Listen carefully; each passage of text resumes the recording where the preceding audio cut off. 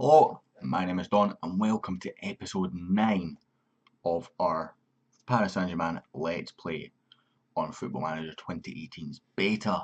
Been a few games since the last episode. We played Monaco, if I remember right. Last episode we did indeed. We won 1-0 through 9 goal and then beat Lyon 3-0 in the French Cup. Lost 3-2 to Bordeaux, frustratingly. They played extremely well in this game. I can't have any complaints. Before we beat Monaco 3-2, 96-minute wonder free kick from Neymar to win us that game in normal time. We then beat Germain 3-1. This result seen us win the title, seen us get continental qualification, and with other results going for us between this game and the Angers game. Sorry, I tell a lie. It was the Angers game we won 2-0, and then it was between that and the Amiens game results going for us that we win the league.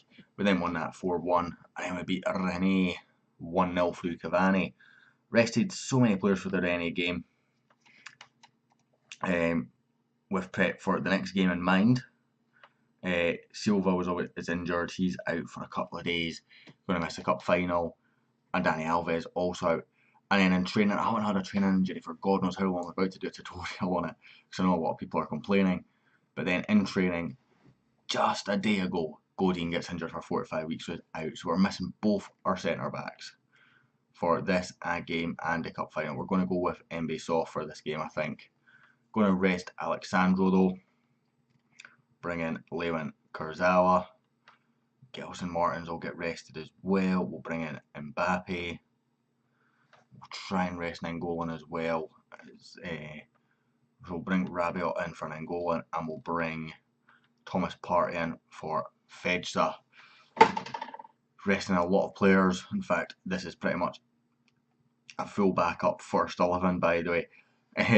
Apart from De Gea, Ozil in there, Batshuayi. Yeah, there's not a person who would normally start in this game. Either way, we're going to go into it. They're already relegated. We've already won the league. I don't really need to show you any of that because it's already done. So I'm just going to say, play comfortably, play your own game. We're just going to let them go with it. See how the backup string get on. And 50% of our cup final defence. Marquinhos was out for so long this season, suddenly now being thrown in at the deep end to win us a double. We also got 264, that's an absolute thunderbolt. I think it was 264 million to spend in the summer. Bought 2 players so far with that money. Check my Twitter, it's got the exact figure. Always post up stuff on Twitter. I already done that. I just sort of tweeted, who would you like to see me sign with that kind of money? I looked at N'Golo Kante, but for the price that we're wanting, Fedsa is better. Ozil gets a thunderbolt of his own. Fedsa was better, much better in the key stats. So I decided I'm not going to sign him because he's not going to get games, and if I'm spending 60 to 80 million pound on a player, I want him to get games. However, one player that I did sign is 62 million. I think it's 62 plus 5 million if he plays so many games. Rather, sorry, no, I tell a lie. That's a penalty. 62 million with 8 million paid up over another 3 years, so it's 70 million in total. But it's a 70 million pound very worthwhile spending. Other debate I've got is Varane or Laporte. Want to sign a French centre half. Umtiti's in there as well, but they're the two sort of better ones.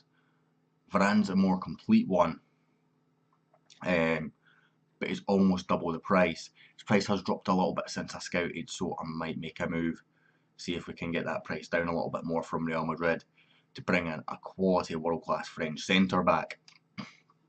Laporte has a buyout clause of 58 million, which links me to him. He's also a bit younger, but I'm only planning on doing one more season of this save. Other thing I'm debating is Ozil. I have a 33 million pound deal if I want to sign him with Arsenal already in place as part of his loan agreement. Problem is he's not really troubled Verratti for that first team spot, and as a result of that, puts me off a little bit. But 33 million for a world class backup really isn't that bad a deal. We've got a few lads coming in on a free that will improve squad depth drastically, and we've obviously got Mbappe coming in on a permanent as well.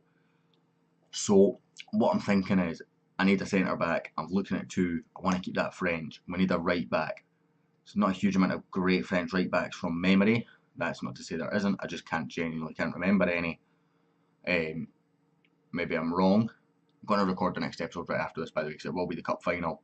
Was debating whether to do this game, but to meet my upload schedule, I had to. So this is why this game, which is almost meaningless, is getting recorded. Is De Gea's had a howler there. Apparently this guy who was nowhere near the ball gets a touch, and De Gea, who's right next to it, doesn't.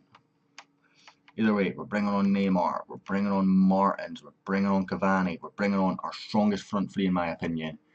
Martins has really cemented this right wing spot as his own. He's not Mbappe and Draxler out of the picture now. His performances are too good. I think he's now approaching a £60 million value mark. So that maybe sums up its own. We're about to lose to bottom of the league here with our reserves. We really should be beating them even with this team. Neymar's picked up an injury. Jesus bloody Christ. Going into a cup final and you're giving it all these injuries. I know it's the end of the season, but still. Bazale into Hub Schumann. It's going to be game over. It's 2-1 to SM Caen. By the looks of it. David De Gea whips it forward. Gelson Martins to Ozil. Meunier.